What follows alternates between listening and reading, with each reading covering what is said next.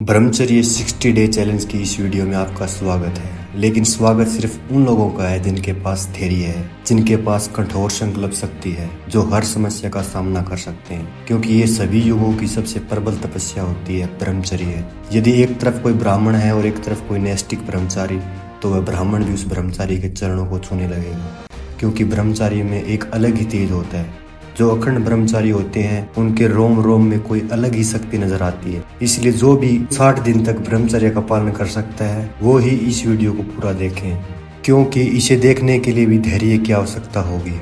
और जिस समय आपने इस वीडियो पर क्लिक किया है उस समय से आप ब्रह्मचर्य की तपस्या में सम्मिलित हो चुके हैं और आपने इस वीडियो को पूरा 1 मिनट तक देख लिया है, यानी कि आप ही हैं वो जिनकी हमें तलाश थी। और आपका हृदय से स्वागत है। इस वीडियो में आपको 60 दिन का पूरा शेड्यूल बताया जाएगा, साथ साथ हर एक कार्य को करने का कारण और लाभ भी बताया जाएगा। इसलिए स्क्रिप्ट करते हुए नहीं देखना है और इस शेड्यूल को फॉलो करने वालों को क्या क्या लाभ मिलेगा यह भी जान लो।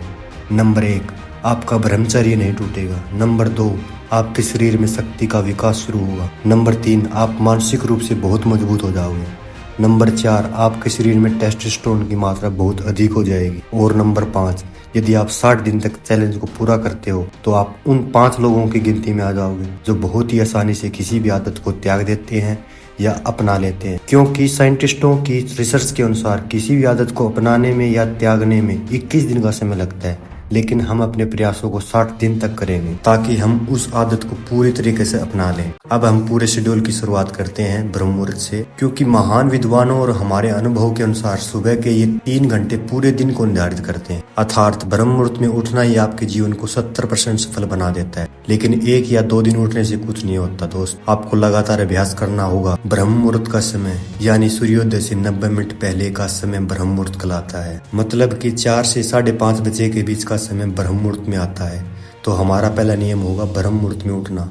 इसके पश्चात सुबह की सभी प्राथमिक शुद्धता वाले कार्यों से मुक्त होकर कम से कम 30 मिनट व्यायाम करना है। 30 मिनट योगासन तथा 15 मिनट ध्यान में बैठना है, अर्थात मेडिटेशन। और आप व्यायाम करने से पहले 2 केले खा सकते हैं, कोई दिक्कत नहीं है। और व्यायाम में दंड बैठक लगा सकते हैं, पुशअप लगा सकते हैं, या इसके साथ और भी क्रियाओं को व्यायाम में शामिल कर सकते हैं। 30 मिनट व्यायाम करने के पश्चात 5 मिनट का आराम लें तथा फिर 30 मिनट योगासन करना है, जिसमें कम से कम 10 बार सूर्य नमस्कार के पूरे आसनों को दोहराना है, क्योंकि इसे करने से स्पाइन की फ्लेक्सिबिलिटी बेहतर होती है, जिससे बॉडी का पोस्चर ठीक रहता है, मसल्स मजबूत व बेहतर शेप में आना स्टार्ट हो जाती है। सूर्य नमस्कार पूर्ण होने के बाद 5 मिनट शवासन करना है। इससे आपके शरीर में रक्त संचार अच्छे से होने लगेगा और व्यायाम के कारण सांसों का संतुलन होना ठीक हो जाएगा। अब ये मैं आपको 5 आसन बताने जा रहा हूँ, ये ब्रह्मचारी के लिए बहुत आवश्यक होते हैं, तो इनका अभ्यास भी हम करने वाले हैं। पहला है पद्मासन, दूसरा है वज्रासन,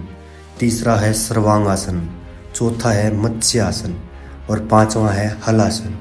इन आसनों के अभ्यास से आपको जनेंद्रिय की जो मांसपेशियां है वो मजबूत होगी और नाइट फॉल होता है जो आपका वो भी समाप्त हो जाएगा। एक और बात, इन सभी व्यायामों और योग का अभ्यास करने से आपके शरीर में टेस्टोस्टेरोन की मात्रा 10% बढ़ती है। और टेस्टोस्टेरोन की मात्रा जिसके शरीर में जितनी अधिक ज्यादा होगी वह उतना ही बलवान होता है। अब ये सारे आसन करने से आपके शरीर का तापमान बढ़ेगा, इसलिए 5 मिनट आपको फिर से शवासन करना है। इसके पश्चात कम से कम 15 मिनट मेडिटेशन करना है। लेकिन आप शुरुआत में ध्यान नहीं लगा सकते क्योंकि आपके मन में बहुत ज्यादा विचार पहले से हो, इसलिए मैं आपको ध्यान लगाने की 2 विधि बताऊंगा। पहली है अपनी सांसों पर ध्यान केंद्रित करना है, यानी कि जब आप शांति से बैठे हो इसके पश्चात अनुलोम विलोम से या नॉर्मल सांसों की क्रिया से अपने ध्यान को अपनी सांसों पर केंद्रित करें। दूसरी विधि है अपने सामने ज्योति जलाकर दूरी बनाकर रख दें और अपनी मन की आंखों से ज्योति को जलते हुए देखने का प्रयास करें। इन दोनों विधि से आप अपने ध्यान करने की क्षमता को विकसित कर सकते हैं और हर रोज सिर्फ 10 मिनट मेडिटेशन करने से पढ़ाई में फोकस, एकाग्रता और मन शांत होता है। नेगेटिव विचार खत्म होते हैं, सिर दर्द व डिप्रेशन जैसी समस्या समाप्त हो जाती है। और अब हमें स्नान करना है और स्नान करने के पश्चात यदि आप मंदिर जा सकते हैं तो अच्छी बात है, अगर नहीं जा सकते तो आपको अपने घर में ही ईश्वर के नाम का दीपक लगाकर आपको अपने जीवन में क्या करना है इस बात को ईश्वर के सामने रखें। और अब बात आती है डाइट की दोस्त।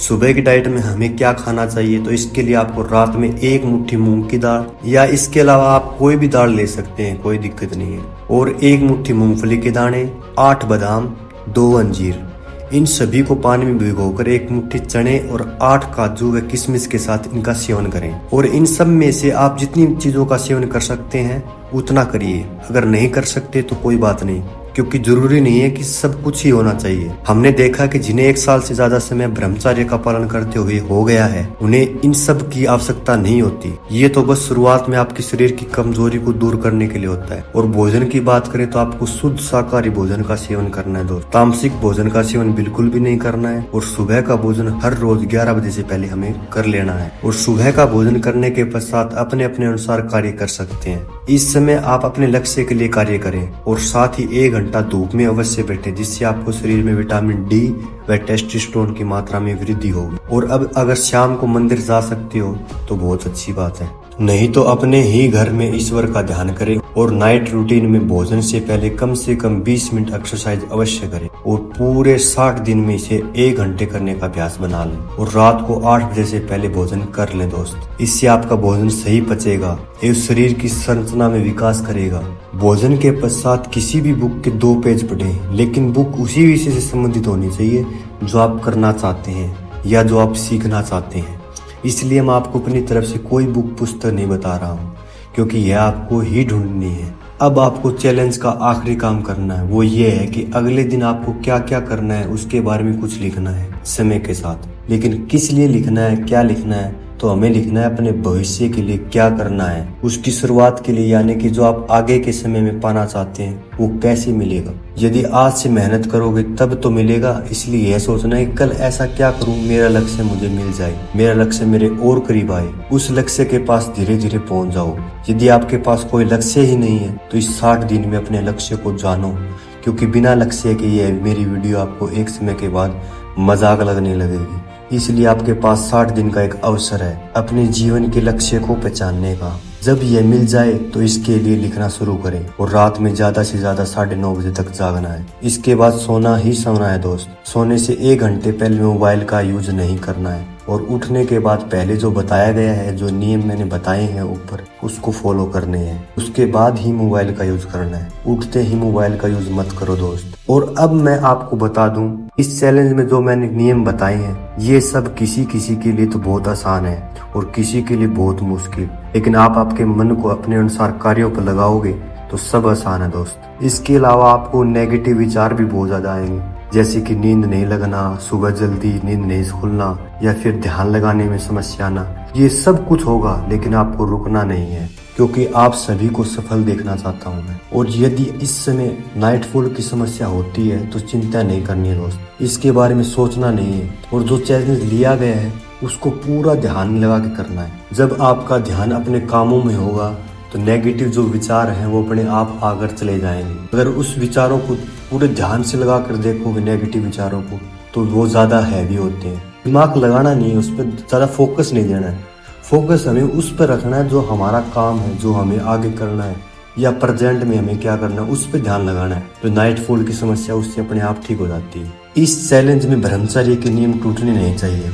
और मुझे पता है इस 60 डे चैलेंज में कई लोगों का जीवन बदलेगा, कई लोगों को लक्ष्य मिलेगा, लेकिन आपको क्या मिलेगा ये सब आपकी मेहनत पर निर्भर करेगा दोस्त। यदि आप इस चैलेंज को एक्सेप्ट कर रहे हो तो कमेंट में यस जरूर लिखें। और इस मेहनत के लिए दोस्त एक लाइक तो बनता ही है। और अगर चैनल पर नए हो तो चैनल को अभी सब्सक्राइब कर लें, ताकि आप भी इस जर्नी का हिस्सा बन पाएं। जब भी मैं एक नई वीडियो लेकर आऊं तो आप सबसे पहले देख पाओ। यदि आपको कोई भी समस्या हो तो कमेंट करके जरूर बताएं दोस्त। वीडियो में बस इतना ही। वीडियो में बने रहने के लिए थैंक यू। जय हिंद, जय भारत, जय हरियाणवी, हर हर महादेव।